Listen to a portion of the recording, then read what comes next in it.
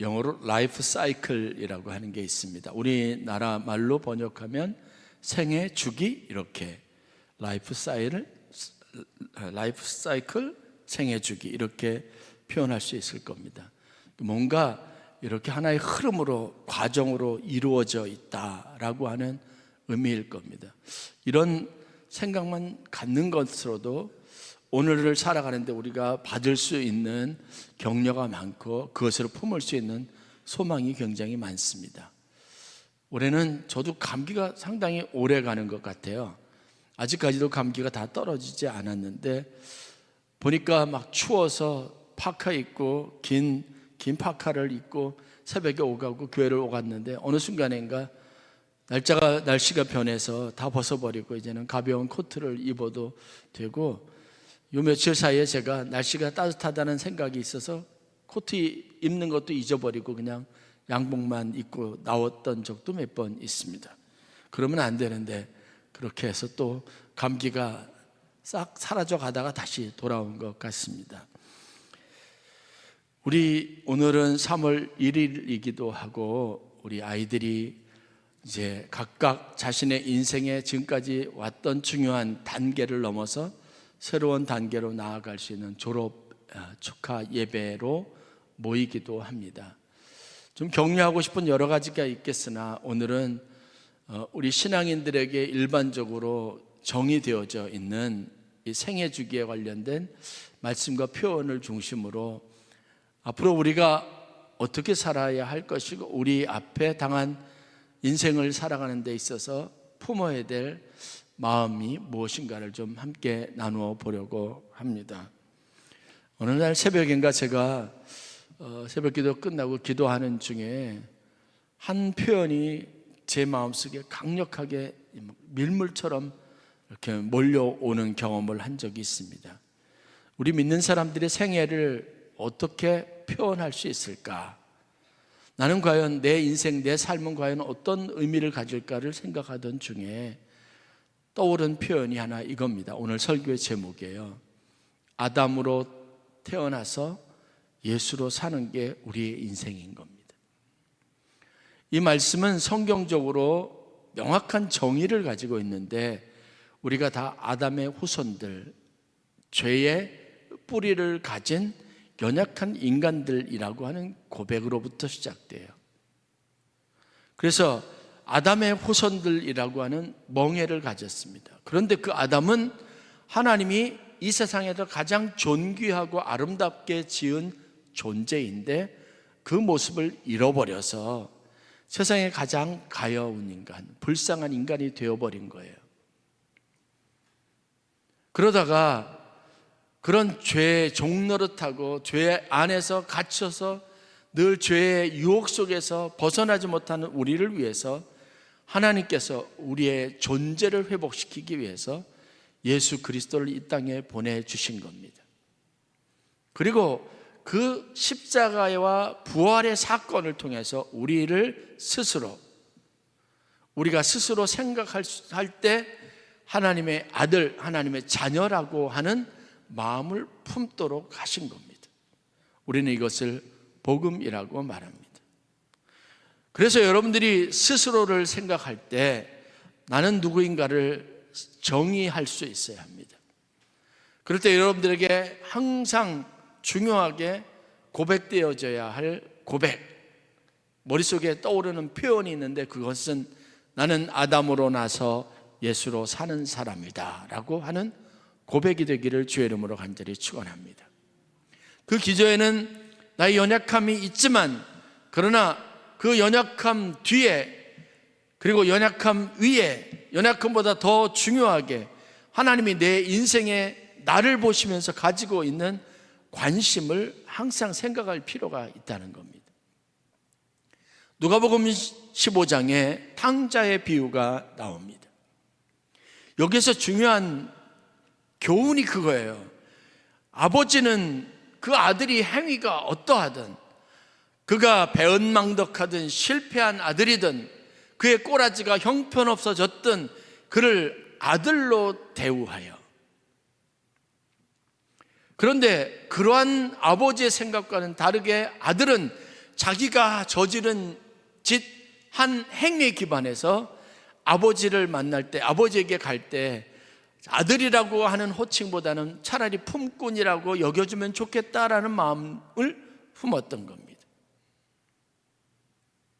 하나님과 우리의 관계에서 영원히 변하지 않는 것은 우리가 아담의 자손인 것을 분명하게 인식하면서도 하나님은 그러한 가운데 구원함을 받은 하나님의 자녀라고 하는 것을 명확하게 선언해 주셨어요. 여러분들이 어떻게 했던, 여러분들이 지난 시간 동안 어떤 시간을 보내서 여러분들이 원하고 목적하는 바 성취를 이루지 못했다 하더라도 그것은 여러분들의 삶에 여러분들이 겪는 과정일 뿐 그것이 인생의 전부는 아니에요. 하나님은 늘 언제나 우리를 당신의 아들로 대우하셨듯이 세상에서 부모님도 우리를 항상 그렇게 여기는 것처럼 나의 본질은, 내가 가지고 있는 나의 삶의 정체성은 본질상 진노의 자녀였지만 예수 그리스도의 피 흘림과 구속으로 말미암아 하나님의 자녀가 되는 권세를 얻었음을 믿으시기를 간절히 축원합니다. 우리는 매일같이 탕자와 같은 삶을 살아가는 거예요. 그 감정으로부터 헤어날 수 없습니다. 그게 어떻게 보면 인간으로서 정직한 마음일 수 있습니다. 그러나 우리에게는 복음이 있습니다. 엄연히 존재하는 하나님이 우리를 대하는 방식이 있습니다. 그래서 누가복음 15장에 이야기하고 있는 것처럼 주님은 우리가 항상 어느 곳에 있든지 무엇을 했든지 아버지에게로 돌아올 것을 기대하고 있습니다. 그러면 거기에서 무엇을 만나느냐? 내가 기대했던 것과 생각했던 것과 전혀 다른, 상식적이지도 않고 과분하고 넘쳐나는, 여전히 나를 아들로 여기고 그 오랜 시간 기다려주신 하나님을 만나게 되는 겁니다. 우리는 본질상 오늘 성경에 말하는 것처럼 한 사람이 범죄함으로 말미암아 죄를 지은 정죄함을 받은 사람이 되었습니다. 그게 우리가 가지고 있는 본질입니다. 그러나 성경은 우리에게 무엇이라고 말하느냐 하면 그게 다가 아니라는 거예요. 한 의로운 행위로 말미암아, 즉 예수 그리스도께서 우리를 위해서 행하신 십자가의 죽으심과 부활로 말미암아 많은 사람이 의롭다 하심을 받았다, 그렇게 영생을 받게 되었다라고 말하고 있습니다. 제가 설교를 준비하는데 한 사형수 이야기를 읽게 되었습니다. 여러분들이 혹시 기억하시는 분이 있을지 모르지만 1989년에 친구들과 함께 남의 물건을 훔치기 위해서 집에 들어갔다가 주인에게 발각되어서 실랑이를 벌이다가 주인을 죽인, 그래서 살인자가 되어서 나중에 최종적으로 조금의 반성의 빛도 없어서 오히려 세상과 부모를 원망하고 자신이 그렇게 된 환경을 원망하고 그렇게 욕과 저주를 쏟아 부었던 한 사람의 회심의 이야기를 보게 된 겁니다. 그 사람은 양진순이라고 하는 사형수였습니다. 2001년 8월 2일 날 지존파 일당 등 18명과 함께 사형이 집행된 서울구치소에 수감되어 있던 사형수입니다. 이 사형수의 이야기가 알려지게 된 것은 우리 기독교 언론사였던 기독공보사를 통해서입니다. 기독공보사에서 당시에 성경 필사 대회를 했습니다. 성경을 다, 사복음서를 다 쓴 사람이 그 복음서 손으로 쓴 내용과 성경과 함께 자기 간증문을 보내오면 그것을 모아서 그 중에 포상을 한 겁니다. 상을 준 겁니다. 기독공보사에는 이것을 가지고 성경 쓰기 운동을 활성화하기 위한 하나의 캠페인으로 진행을 했는데 그곳에 한 사형수가 보내온 응모가 있었던 겁니다. 마태, 마가, 누가, 요한 사복음서를 쓴 400페이지짜리 원고와 그리고 한 장짜리 자기 간증이 그것에 섞여 있는 것을 발견했습니다. 나중에 수소문을 했는데 이미 그 사형수는 사형이 집행되고 이미 형장의 이슬로 떠나 있는 상태였습니다. 이 사형수는 매일 아침 하루에 7장에서 10장 가까운 성경 복음서를 편지지에다 정성껏 썼습니다. 그렇게 한 달 만에 사복음서를 400페이지에 달하는 사복음서를 다 쓰고 거기에 자기가 어떤 은혜를 받았고 교도소 안에서 구치소 안에서 어떤 일이 있었는지를 자세하게 간증문으로 기록해서 그리고 교회를 드나드는 목사님의 손을 통해서 그 원고를 접수를 시켰던 겁니다. 양진순이라고 하는 이 젊은이는 중학교 때 축구부에 들어간 뒤에 친구들을 잘못 만나서 어긋나는 삶을 살았습니다.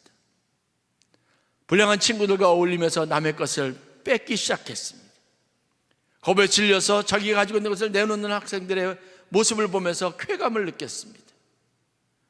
친구들과 함께 더 나쁜 짓을 저지르기 시작합니다.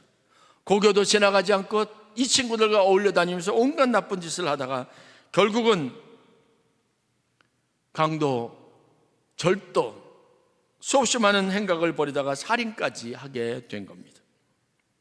그렇게 해서 구치소 생활하고 그리고 재판을 받던 중에 사형을 선고받게 됩니다. 그러던 어느 날 이 구치소를 꾸준하게 찾아왔던 서울 시내에 있는 한 목사님을 만나게 되고 그가 전한 성경책과 그리고 그분이 전한 여러 가지 신앙적인 가르침과 교훈을 듣고 그 마음에 자기 인생을 생각하게 됩니다.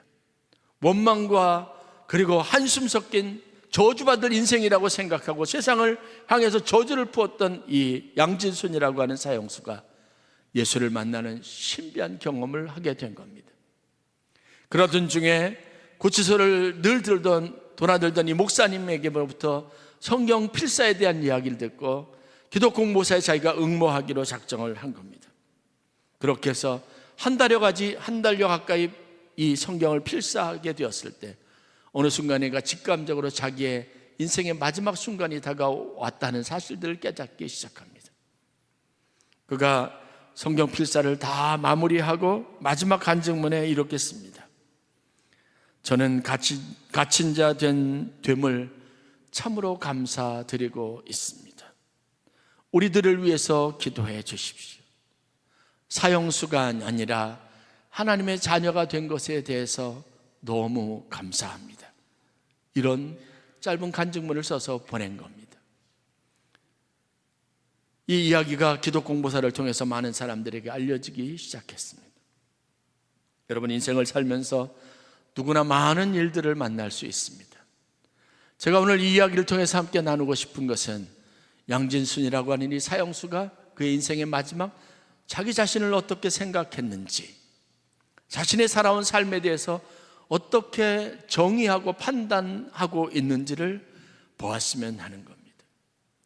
그런 세상 사람들이 증오할 만한, 그리고 세상의 법으로 마땅히 존재할 이유가 없는 사형수의 선고를 받고 마지막 형장의 이슬로 살아갔지만 그의 내면은 하나님으로 말미암아 충만했고 스스로를 사형수라고 여기지 아니하고 자격 없는 사람이라고 여기지 아니하고 하나님의 사랑과 그 피로 구원받은 사람이라는 확신을 가지게 되었다는 겁니다.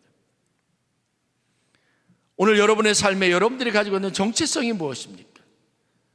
나 스스로를 평가하고 있는 나의 모습, 나는 이 세상에 과연 어떤 존재인지 라고 말할 때 여러분들이 고백할 수 있는 솔직한 고백이 무엇인가를 되새겨 보아야 합니다. 3.1절을 맞이해서 1919년 형장의 이슬로 사라져가고 그 시위 현장에서 독립운 만세를 외치다가 순교한 많은 사람들의 삶을 여러분은 어떻게 평가할 수 있겠습니까? 그 사람들도 우리가 동일한 사람으로 동일한 조건 안에서 같은 서러움과 어려움을 겪었던 사람입니다.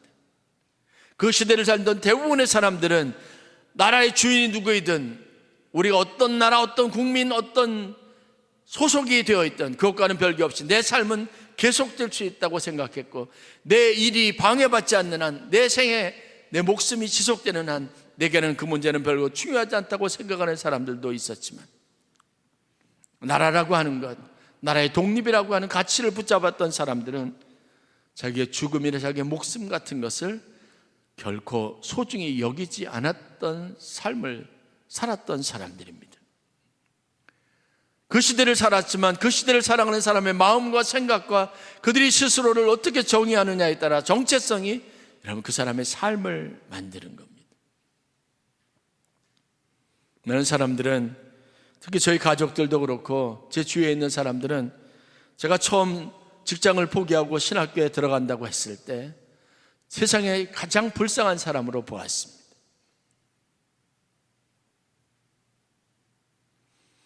여러분, 사람들이 그렇게 충분히 여길 수 있습니다. 대학까지 나와서 멀쩡한 직장을 다니다가 왜 직장을 그만두고 그 일을 해야 하는지 이해할 수 없다고 생각했습니다. 저희 혈육들도, 형제들도, 부모님도 마찬가지로. 저희 아버님은 심지어 아들 하나 버렸다고 말합니다. 없다고 치는 게 낫겠다고 생각했던 적이 있습니다. 그러나 그럼에도 불구하고 제 안에 가지고 있었던 내적인 싸움은 분명히 존재했습니다. 현실이 정말 내가 그런 사람이라고 하는 것 때문에 서글퍼졌던 적도 많이 있습니다. 그러나 그런 마음에 여러분, 하나님이 소망으로 찾아오셔서 그 모든 것들을 하나의 여러분 배설물처럼 여기게 되는 마음의 변화, 심령의 변화를 가져다 준 것은 하나님이 하신 일입니다. 여러분이 여러분 스스로를 어떻게 정의하든 저는 여러분들이 하나님 앞에 설 때 하나님이 구원받은 하나님의 자녀, 세상의 모든 것들이 존재하는데 그 모든 것들을 하나님이 나에게 주시기 위하여 나에게 이 땅에 태어나게 하셨다고 하는 감사와 감격을 가지고 살아가는 주님의 백성으로서 살아갈 수 있기를 간절히 축복하고 그렇게 권면드리고 싶습니다. 한 사람의 아담의 범죄로 말미암아 우리는 하나님의 영원한 낙원, 신락원으로부터 축출당한 존재들입니다. 그렇게 유리하고 방황하는 것이 우리의 운명처럼 여겨졌고 우리가 그런 삶이라고 하는 것을 당연하게 받아들여야 하는 현실 속에 있었습니다. 그러나 하나님이 우리를 부르신 것은 우리를 하나님의 자녀로 삼아주시고 우리를 구원하기 위한 거룩한 목적에서 부르셨다는 것을 성경이 우리에게 분명하게 말해주고 있습니다. 이 인식이, 이 깨달음이 여러분 오늘 우리의 삶을 달라지게 합니다. 저는 아무리 세속적인 일이라도 그 일 가운데 그 사람이 품고 있는 것이 거룩한 것이면 그것은 하나님 앞에 속되다 여김을 받지 않은 거룩한 일이라고 믿습니다. 그것은 제가 여러분들에게 애써 부풀려서 말하는 게 아니라 성경이 분명하게 증언하는 바입니다. 누가복음 19장에 나오는 삭개오가 있습니다. 그는 그 당시 동족들에게 외면받는 사람이었습니다. 왜냐? 그가 하는 행위가 동족들의 피를 빠는 거니까요. 자기가 인정받는 것, 자기가 출세하고 자기가 재산 증식의 수단으로 삼을 수 있는 유일한 길은 더 많은 세금을 자기 동족들에게로부터 거둬들여서 그것을 로마의 황제에게 드리는 겁니다. 그 실적으로 그의 삶이 평가받았던 겁니다. 사람들이 그를 무시했다는 거 다 알고 있습니다. 그런데 그가 마지막에 한 평가를 받기 위해서 자기가 가지고 있는 곳간문을 다 열었습니다. 사람들에게 다 내어주었습니다. 그리고 그가 예수님의 입을 통해서 들었던 말이 뭔지 아십니까? 이 사람도 아브라함의 자손이로다. 그 명예가 우리가 지금 살아가는 삶에서는 별로 중요하게 여기지지 않지만 저는 여러분들이 이 명예를 얻을 수 있기를 주의 이름으로 간절히 축원합니다.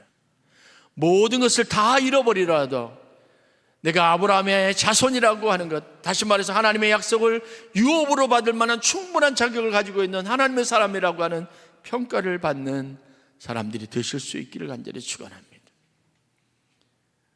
그런즉 이제는 내가 산 것이 아니라 오직 내 안에 그리스도께서 사신 것이라.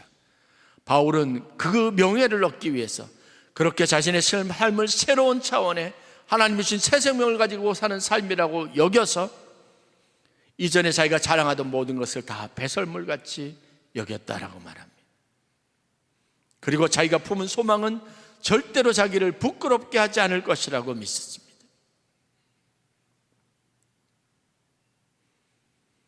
오늘 여기 있는 모든 사람들은 예수 그리스도 이퀄은 여러분 한 사람 한 사람 개인입니다. 예수님이 십자가 달려 죽으신 것은 인류라고 하는 이 보편적인 많은 사람을 위해서 한 것처럼 여겨질 수 있지만, 더 본질적으로 따지면 나를 위해서, 내 죄를 위해서 십자가를 지시고 죽으시고 부활하신 겁니다. 여러분들은 버림받은 사람이 아닙니다. 여러분들의 구원의 계획을 위해서 끝까지 하나님께서 여러분을 위해서 중보하시고, 여러분들이 마지막 하나님이 품에 안기는 그날을 위해서 지금도 역사하시고 일하시는 분이심을 믿는 믿음을 가지시기를 주의 이름으로 간절히 축원합니다. 우리가 얻을 진짜 명예, 내가 내 삶에 가져야 될 내일에 대한 가치를 다시 한번 말하려 한다면, 우리는 어김없이 오늘 하나님이 주신 말씀처럼 하나님의 말씀을 붙잡는 힘을 가질 수 있어야 합니다. 우리는 아담으로 태어났지만 그러나 예수로 사는 사람들입니다. 그것을 위해서 하나님께서 우리에게 필요한 은혜를 주시고, 그것을 위해서 우리에게 필요한 능력을 주실 것입니다. 우리가 어떤 상황 가운데 있던 우리를 죄인이라고 여기지 아니하고 아버지로 우리를 품어주시는 분입니다. 우리의 죄인됨을 기억하지 아니하시고 우리가 하나님의 자녀 되었다는 사실을 기억하셔서 그렇게 우리를 끝까지 대우하시고자 작정하신 분이 바로 우리 주 예수 그리스도 하나님이시라는 믿음을 가지고 저와 여러분들이 하나님 안에서 믿음으로 승리하는 삶을 살아갈 수 있기를 주의 이름으로 간절히 축원합니다. 이 나라 대한민국은 그냥 나라가 아닙니다. 선열들의 피와 희생이 담겨져 있습니다. 우리가 눈에 보이지 않는다고 존재하지 않았던 것은 아닙니다. 누군가의 피 흘림과 희생의 토전 위에 우리 인생에 있는 것처럼 오늘 우리는 다음 세대를 위해서, 다음에 다가오는 사람들의 삶을 위해서, 그들의 미래를 위해서 우리가 가지고 있는 희생의 수고를 아낌없이 하는 그런 보람을 가져야 합니다. 이것을 고통스럽다 여기지 아니하고 헛되다 여기지 아니하고 최선을 다해서 그렇게 살아가야 합니다. 오늘 졸업하는 아이들을 보면 아주 어려서부터 제가 보아온 친구들입니다. 아니, 뱃속에 이미 잉태되기 전부터 하나님께서 예비하신 사람이고 그 아이들을 위해서 제가 오랫동안 기도했던 아이들입니다. 이 아이들이 여기 서 있는 것은 기적입니다. 이 아이들이 교회 밖을 서성이지 아니하고 우리와 함께 예배하는 귀한 소중한 지체들이 되었다는 것 자체도 역시 축복입니다. 왜냐하면 이 아이들을 향한 하나님의 거룩한 뜻이 있기 때문에 그렇고 우리가 그것을 믿기 때문에 그렇습니다. 이 아이들의 삶이, 미래가 하나님이 인정하시는 거룩하고 복된 삶과 미래가 될 수 있도록 여러분들이 기도하시기를 주의 이름으로 간절히 축원합니다.